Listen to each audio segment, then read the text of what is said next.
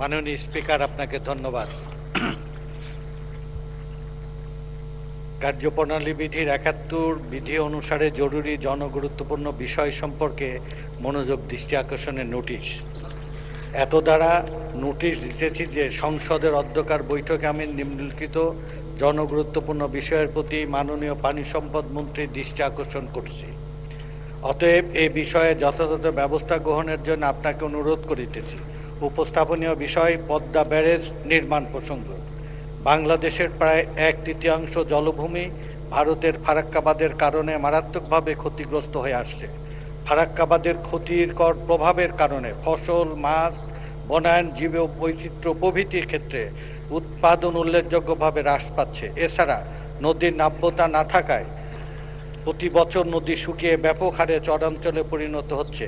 একই সাথে নৌ চলাচল, নদী প্রাণ অকার্যকর হয়ে যাচ্ছে। সুন্দরবন সহ বিস্তীর্ণ বনাঞ্চল বন্যাতীতভাবে ক্ষতিগ্রস্ত হয়ে পড়েছে। এ কারণে দেশের ১/৩ জলভূমি স্থলভূমি রক্ষার জন্য পদ্মা ব্যারেজ নির্মাণের কোনো পরিকল্পনা সরকারের আছে কিনা? ধন্যবাদ মাননীয় স্পিকার। মাননীয় সদস্য, আপনাকে ধন্যবাদ। মাননীয় পানি সম্পদ মন্ত্রী জনাব মোহাম্মদ শহীদউদ্দিন চৌধুরী এই বিষয়ে আপনার সংক্ষিপ্ত বিবৃতি প্রদানের জন্য আহ্বান জানাচ্ছি। মাননীয় স্পিকার, আপনাকে ধন্যবাদ। মাননীয় সংসদ সদস্য ৭১ বিধিতে জরুরি জনগুরুত্বপূর্ণ বিষয়টি সকলের দৃষ্টিতে নিয়ে এসেছেন। জনাব মোহাম্মদ শামসুর রহমান শিমুল বিশ্বাসকে আমি আন্তরিকভাবে মোবারকবাদ জানাই। পদ্মা ব্যারেজ প্রকল্পটির মাধ্যমে দেশের দক্ষিণ পশ্চিমাঞ্চল এবং উত্তর পশ্চিমাঞ্চলের ১৯টি জেলার ১২০টি উপজেলা সরাসরিভাবে উপকৃত হবে মাননীয় স্পিকার।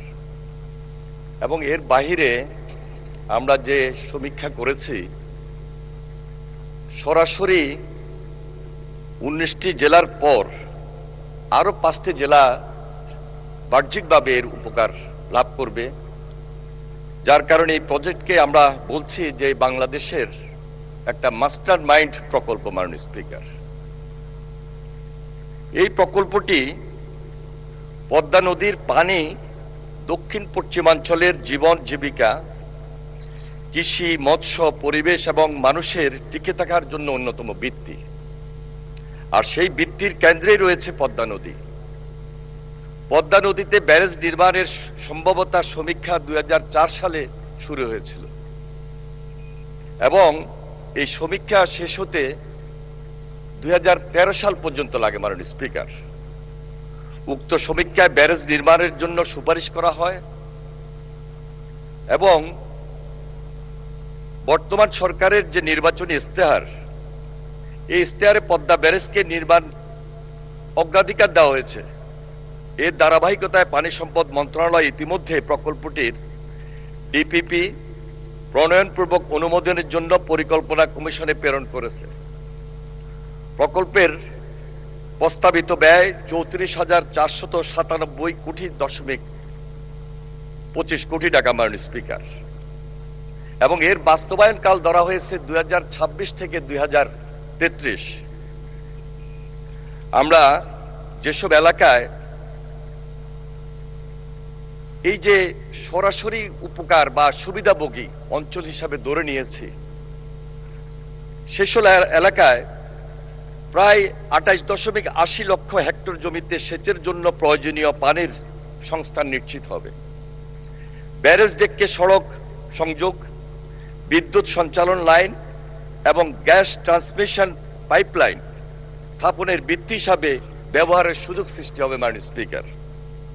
আনুমানিক ১১৩ মেগাওয়াট জলবিদ্যুৎ উৎপাদন সম্পাদন হবে।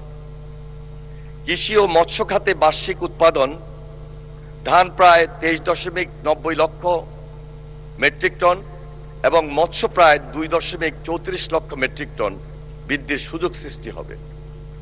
ভূমি উন্নয়ন কার্যক্রমের মাধ্যমে ৭টি স্যাটেলাইট শহর প্রতিষ্ঠায় প্রয়োজনীয় ভিত্তি তৈরি এবং ৩,৪৫০ একর এলাকায় প্রায় 1,50,00,000 পরিবারের আধুনিক আরবান ফ্যাসিলিটি সম্বলিত রুরাল টাউনশিপ গড়ে ওঠার সুযোগ সৃষ্টি হবে মাননীয় স্পিকার।